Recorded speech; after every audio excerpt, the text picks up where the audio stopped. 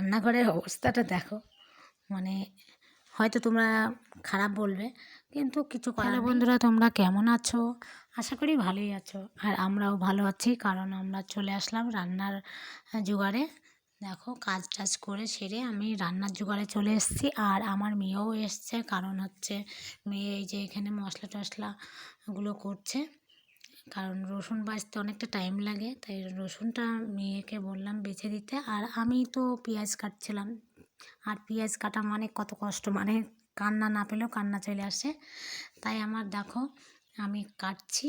আর আমার ভাসুরের ছেলে কিছু একটা বললো ওই ব্যাপারেই হয়তো, তাই আমি তাকিয়ে দেখে নিলাম। তা দেখো, আমার হয়ে গেছে। আর আমি এখানে এই মানে এই ঘরেই আমি রান্না করব না, কারণ আমি এইখান থেকে পুরো জিনিসটা করে নিয়ে যাচ্ছি। আর আমার রান্নাঘরটা খুব একটা ভালো না, তাই আমি এখান থেকে সমস্ত জিনিসটা রেডি করে নিয়ে ওখানে চলে যাব। দেখো, আমাদের রেডি হয়েও গেছে। আর দেখো, সবটাই গোছানো হয়ে গেছে। এখন আমি ওই যে মাছটা আছে, মাছটা একটু রসা করব। তা চলে এসেছি আমি রান্নাঘরে। আর রান্নাঘরের অবস্থাটা দেখো, মানে হয়তো তোমরা খারাপ বলবে, কিন্তু কিছু করার নেই। আমি একা ঠিক করতে পারবো না, তাই আমি এই অবস্থায় রেখে দিয়েছি। তা হচ্ছে এখন আমি বললাম ওই পর্যন্ত রেখে দিয়েছি। তারপরে আমি এই শিলটা পাচ্ছি, কারণ হচ্ছে আমি এখন বাটনা করব। আর আমি তরকারিটা আগে রান্না করে নিব, তো তার জন্য আমি বাটনাটাও আগে করতে হবে, কারণ আলু ভাজা শুরু করে দিয়েছি। আর সমস্ত মশলাটা আমি রেডি করছি। আর আমি শিলেই বাটবো, কারণ আমার মিক্সারটা খারাপ হয়ে গেছে আর সারাও হয়নি। আর এমনিতেও মিক্সারের থেকে আমি দেখেছি ওই শিলের বাটনাই বেশি ভালো লাগে খেতে। তাই আমি এখন মিক্সার থাকলে হয়তো করতাম না, কিন্তু মিক্সার নেই বলে আমি শিলে বাটছি। সবটা মিথ্যে কথা বলতে লাভ নেই। আর দেখো, ঘরে পুরো ধোঁয়া হয়ে গেল, কারণ হচ্ছে এই উনুনে রান্না করতে গেলে একটু ধোঁয়া হয়ই। আমি গ্যাসেও রান্না করি, আর এখন আমি ওই উনুনেই রান্না করছি। আর দেখো, আলুটা আমি দিয়ে দিয়েছি। আর এখন আমি আলুটা ঢেকে দিলাম, কারণ আস্তে আস্তে আলুটা ভাজা ভালো হয়। আর আমি বাটনাটা করছি। আলু আমার ভাজা রেডি, কারণ আলুটা এইবার আমি তুলে নিলাম। আর দেখো, আলুটাকে লাল লাল করে ভেজে নিয়েছি। তারপর মশলা টশলা মানে ফোড়ন আর কি, ওগুলো দিয়ে দিলাম। তারপর একটু তেজপাতা। আর আমি মানে মাংসের মশলার মধ্যে কি বলবো, অনেকে তেজপাতাটাও বাটি, কিন্তু অনেকেই বাটে না, কিন্তু আমি তেজপাতাটা বেটেই দিই আর ফোড়নও দিই। আর আমি পেঁয়াজটা এখন ভেজে নিচ্ছি। আমি এইভাবে রান্না করি, কারণ অনেকে মাংস অনেক রকম করে রান্না করে। অনেকে মাংসের সাথে মানে মশলাটা আগেই মেখে রেখে দেয়। আমি তা করি না। আমি মাংসটা মানে মশলাটা কষিয়ে নিই, মাংসটা তার মধ্যে দিয়ে আবার কষাই করি। তা আমি এইভাবেই রান্না করছি, আমি যেমন পারি সেটা আমি করছি। তা রান্নাটা আমার এই রকম মশলাটা টোটাল রেখে দিলাম। রান্নাটা কেমন হবে আমি জানি না, যাই হোক, সে খেতে গিয়েই বোঝা যাবে কেমন হয়েছে। দেখলেও বোঝা যায় অনেক সময়।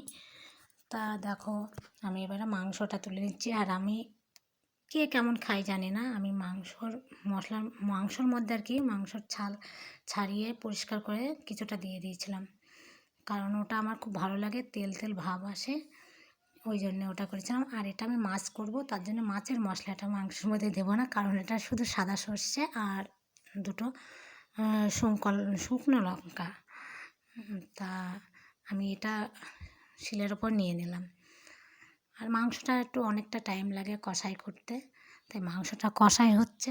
আর তারপরেও আমি দেখো, অনেক কিছু আছে, কারণ মাংসটা হতে তো অনেকটা টাইম লাগে, তাই আমি করছি। আর লাস্টের দিকে আমি রান্না টোটাল হয়ে যাবে যখন, আমি লাস্টের দিকে ভাত বসাবো, কারণ আমি সকালবেলায় মুড়ি দিয়ে পান্তা ভাত ছিল, খেয়েছিলাম, ওই জন্য আমি লাস্টের দিকে ভাত বসাবো, তো হুটো বাটা নেই। তা দেখো, আমি জল ঢেলে দিলাম মাংস। হয়তো অনেকে বলবে, বাবা মাংস রান্না করছে এত ফর্মুলা কেন? বলছি কারণ ভালো লাগে। আর মাংসটা পুরো রেডি হয়ে গেল। আর এখন আমি দেখো, মাংসের কালারটা দেখো কত সুন্দর এসছে, আর তেল মানে বিশালই তেল তেল ভাব। তারপরে আমি মাছে ওই যে বললাম ঝাল সর্ষে করব, ওই ঝাল সর্ষেটাই আমি এখন করছি। একটু মশলা করে নিলাম, মাছটা ভেজে নিলাম আবার, তারপর মশলাটা দিয়ে যাই হোক ঝাল সর্ষে রেডি। একটুখানিতে টাইম লাগে, বেশি টাইম লাগে না, হয়ে গেল। আর দেখো অল্প একটু জল দিয়েছি। তারপর আমার রান্না কমপ্লিট হয়ে গেল। এবার ভাতের হাঁড়িটা আমি ওই উনুনে বসে দেবো, আর ওই অল্প একটা মশাল দিলেই আমার ভাতটা নেমে যাবে। ভাতটা নিয়ে কোনো টেনশান নেই। আর তারপর আমি দেখো দেখো মাছটা সুন্দর এসছে, আর আমি হাঁড়ি বসিয়ে দিয়েছি। আর তারপর আমি রান্নাঘর থেকে ওই ঘরে চলে যাব, ভাতটা এমনিতেই হয়ে যাবে।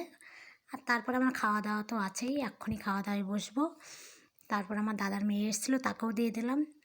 আর তারপর পরেই আমার বাবা আসলো, তা বাবার সঙ্গে বকছিলাম। আর দেখো বাবা বিড়ি খাওয়ার জন্য কত বকা খায়। বিড়ি এত বিড়ি খায় তার ঠিক নেই। বিড়ি যা খেলো।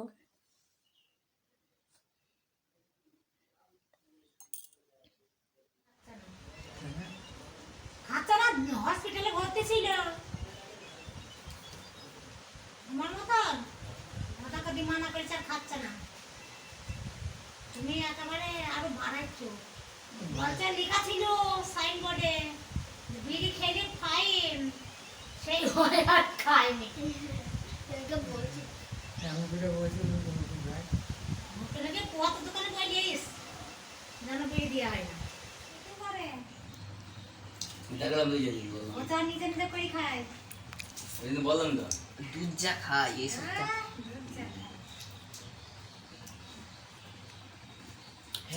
আগামী দিনের মধ্যে 10 টাকা খেতাম। তারপর আমার বাবা চলে গেল। তা ভিডিওটা বাড়ালাম না, এইটুকু নাই।